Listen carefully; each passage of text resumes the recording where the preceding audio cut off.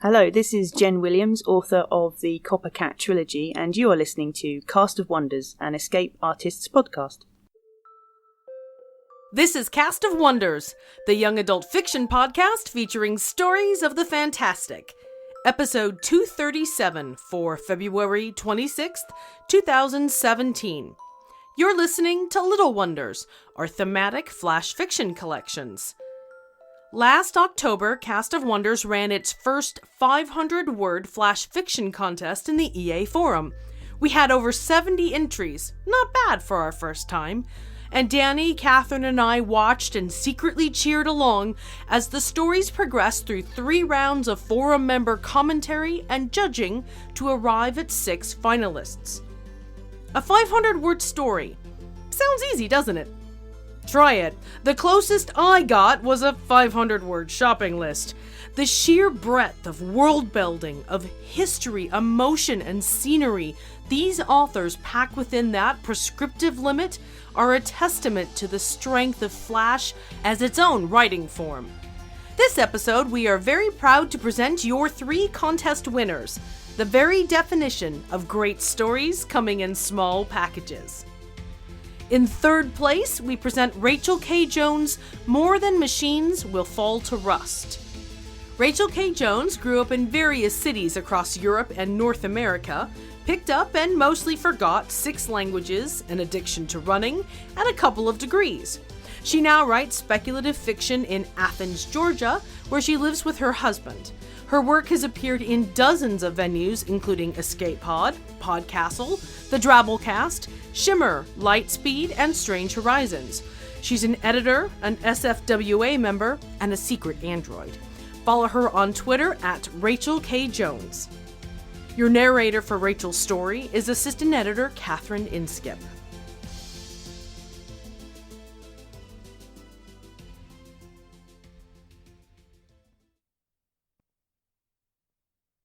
More Than Machines Will Fall to Rust by Rachel K. Jones. I'll tell it like it never happened, Patrick. Like we were childhood besties swapping knock-knock jokes from the tip-top branches of our favourite climbing tree. That we donned towel capes and played at superheroes. That we took turns being sidekicks, so nobody had to play the villain. That it went on like that forever. That we never entered the science fair, and my experiment with exothermic reaction never beat out your atomic clock. That you didn't resent losing to a girl, because I was your best friend and it shouldn't have mattered. And when the agency recruited me young on the strength of my scientific promise, and I really got the cape and powers and sidekick, you withdrew into a mechanical exile of your own choosing, all wires and servos and circuit boards. Did you think I forgot about you? That all my emails were sent from pity?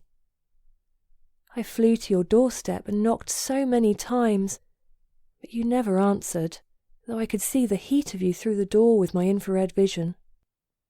Tell me, Patrick, when I gave my whole life to battling the monsters, why did you have to join them? Each night alone in my bathroom I bandage my raw, bruised knuckles and sew up new wounds. I'm strong, not invincible. Meeting you at the quarry that day nearly shattered me to my innermost core.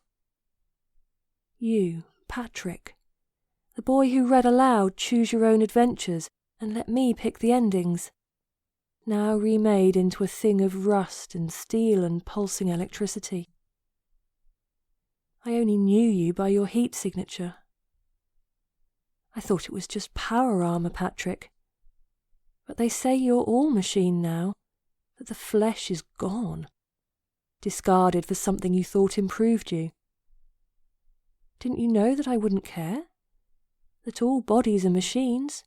Blood, bone, oil, steel, just a medium, a carrier of your will. What matters is what you do with it. Why couldn't you just be happy for me, Patrick? Why did it have to be a competition? Somewhere there's a universe where friends celebrate each other. where nobody knocks down a city like an existential 2-year-old afraid of disappearing if nobody watches him every moment of every day. I bet in that universe nobody has superpowers, because nobody goes villain. Because we were childhood besties, Patrick. That much is true. But now I've got you cornered in your hideout, and I've pinned you in a bear hug that really is a hug. And before I squeeze any tighter and begin to crush your artificial parts, the chassis, the wires, the ball bearings, the pistons, I want to know one thing. Did you lose yourself inside this machine? Or is it just thick armour, insulating you from the hurt, the hate, the hug I'm trying to give you? If only you could feel it.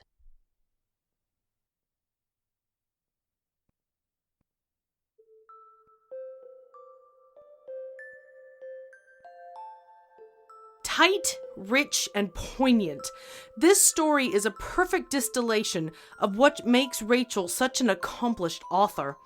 Like the protagonist, I walked away from the story with as many questions as answers, a yearning to understand why in the pit of my stomach and from the bottom of my heart. I think it was Greg von Eekhout who described flash fiction as a story grenade, and this is an amazing example of taking that concept almost literally. One of the benefits of running an anonymous contest is it allows our own staff to take part, a sentiment the entire forum shared because it led me to being able to present our second place winner, the excellent A Coat of Salt and Sand by our very own assistant editor, Katherine Inschip. This story is Katherine's first professional sale. Katherine Inschip teaches astrophysics for a living and spends her infrequent spare time populating the universe with worlds of her own.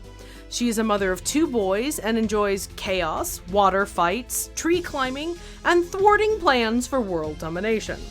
Katherine is addicted to chocolate and Japanese logic puzzles, narrates for a variety of podcasts, and wishes she started slush reading decades ago.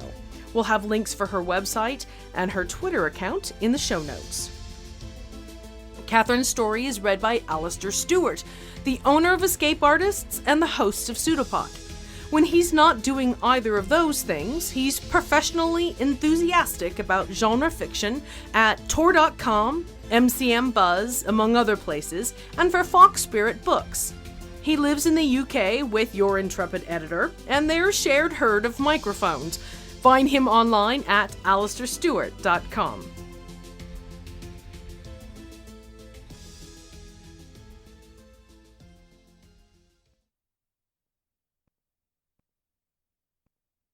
A Coat of Salt and Sand by Katherine Inschip. They met in a small cove near Land's End, in the days when tin mines still stained the coast rust red. She was a wild thing, with a tangle of sea-bleached hair, and by summer's end, so was he.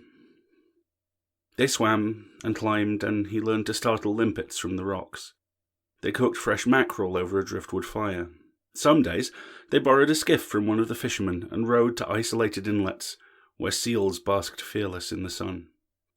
They didn't share names. He never thought to ask, and she'd never seen the need for them anyway. She kissed him, once, in the shadows of a sea cave at low tide, and perhaps that's why he paused on the cliff top that evening, how he saw what he shouldn't have. The moment when she changed. He found it by touch at the very back of the cave, where the sand turned softly dry. They'd stay with you if you took it from them, the legend said, if that was what you wanted. He wanted something else. He hauled the salt-stained leather over his shoulders, willing the dream to work. Outside the cave, the breakers foamed over his knees, bringing doubt, then worry, then fear. He floundered deeper, her coat flowing like seaweed around him as his hopes ebbed away, and it was only when the first wave broke over his head that it happened, and he became what he was meant to be, at last. It felt like a dream, A dream of flying. The sea was alive and he was its child, enriched by its chill exuberance, borne out and up and deep, deep down at its will. Too deep. Too cold. Consciousness crept back, uncomfortably. His eyes stung, his lungs ached, his body shook uncontrollably. "If anyone could, it'd be a lad like you," he heard. "But the sea's a part of us, and we of it." "Will I see you again?" he asked as she helped him up. "Maybe," she said, and he knew it meant goodbye. The boy grew, changed, and voyaged far. He made the sea a part of him as much as any man can, learning its wild strength in the grace of his own fragility, and, eventually, he returned. Sprays of orange-red flowers bloomed on the cliffs. Old paint flaked from the hull of the sole remaining boat. Treading softly, he followed the tide out as far as it went. But the cave he remembered was no more than a tumble of fallen stones. He wasn't going to find her. He'd be cut off if he kept trying. He ought to go back to dry land where nothing but his shoes awaited his return. He kept walking. This was his place too, whether she was there or not, and then she was. The Selkie girl was older now, but her sea-green eyes were still wild and young. In her outstretched arms, she held a coat of salt and sand. "It's time," she said. "Come home."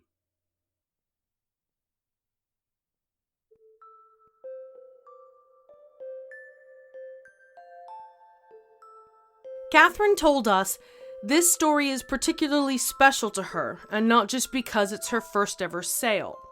It was written in memory of her father, who died in June 2016 after a hard-fought battle with motor neuron disease.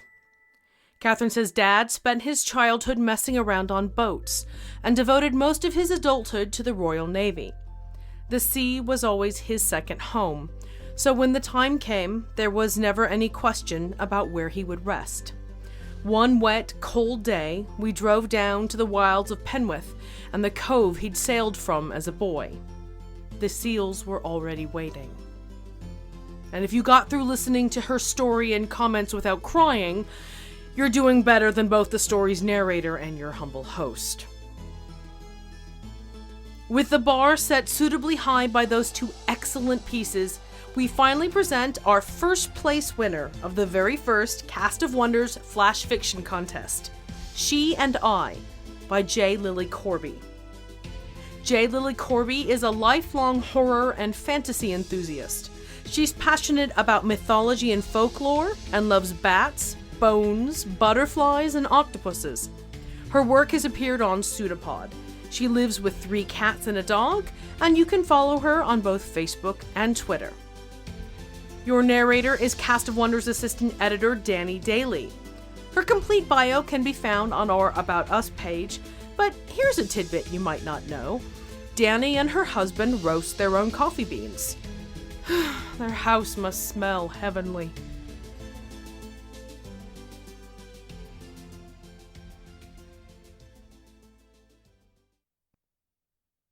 She and I, by J. Lily Corby. She is 14 1/4, and I am 16 the first time she comes to the bend in the creek. She has cried so long and hard that she's gone hollow, and she doesn't see me.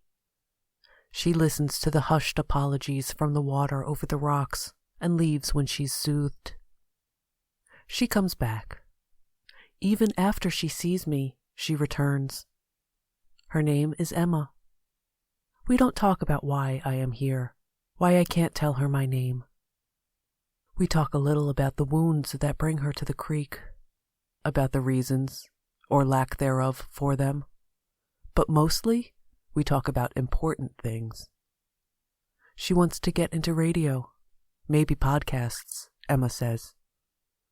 I've never heard of her favorites, or of podcasts. So she brings a player with her favorites loaded on it. She takes it when it's empty, brings it back charged. I always wanted a best friend. She is 15 and a half, and I am 16, the first time Emma tells me she wishes she were dead. I wrap her in my arms and stroke her hair and whisper, "It won't help." "You're cold," she murmurs, but she doesn't pull away. They won't regret what they did. They'll think it's funny, watching you fade away to bones. But they'll forget, and time will do the rest. If someone reminds them, they'll say it was a shame how everyone else treated you. No one will remember hurting you, only that someone else did, and you'll go on hurting. We are both 16 when she presses her lips to mine. It is the first kiss for both of us. "You taste..." I look away, afraid of what she'll say, murmuring, "Sorry, sorry, sorry," along with the creak. "Earthy." Emma rests her head against my breast. "They'll hate me more for this. If I were dead, could I stay with you?" "I don't know," I admit. "It will hurt the people who love you. You don't know many of them yet. They'll live their lives with an empty space in their hearts, and they'll never know you were supposed to make them whole." It is a long time before she comes back. She is 17 3/4, and I am still 16 when she returns.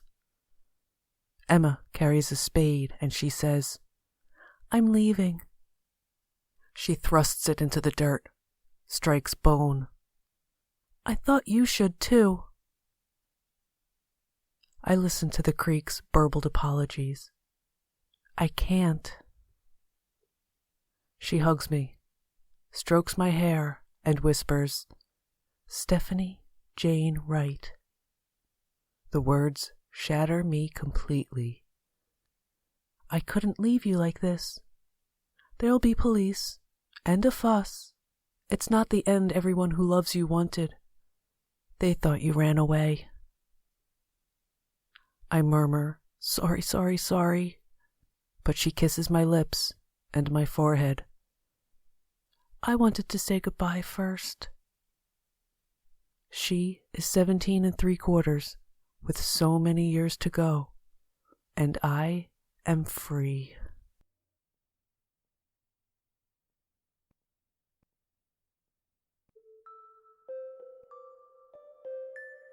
"500 words, sketching 3.5 powerful, painful years for a girl who grows up and the girl she refuses to leave behind. Shivers, in more ways than one. Join us next week as we begin Artemis Rising, the Escape Artists' annual showcase of women and non-binary authors in genre fiction, with The Absolute Temperature of Outer Space by Sandra M. Odell. Cast of Wonders relies on listener donations to pay its staff and authors, and to bring you the best in young adult audio fiction week after week. If you've enjoyed these stories, please consider making a donation using the PayPal buttons available on the website. Each and every one-time donation or a monthly subscription has a tremendous impact, and you have, as always, our eternal gratitude. You can share your appreciation for these stories by leaving them a review wherever you get your podcasts, sharing the episode with your friends and family, or discussing it on the EA forum, forum.escapeartists.net. Register as a member, and you can read along with all the commentary that was made as the stories were being voted on throughout the contest. We're at Cast of Wonders on Twitter. Come say hello. Cast of Wonders is a production of Escape Artists Incorporated and is brought to you by the creative team of assistant editors Danny Daly and Katherine Inschip, associate editors Sally Gill, Alexis Goebel, Andrew Kim, Haldane King, Aiken Patel, Susie Rodriguez, Muddy Schleider, Xander Simon, and Chris Tang. Our audio producer is Jeremy Carter, and I remain, as always, your humble editor and host, Marguerite Kenner. Episodes are released under the Creative Commons Attribution, Non-Commercial, No Derivatives 4.0 International License. That means you can download it and share the episode in any format or device, but you can't change or sell it. The Little Wonders theme, Verses, is by Alexi Nov from musicalley.com. Thanks for listening.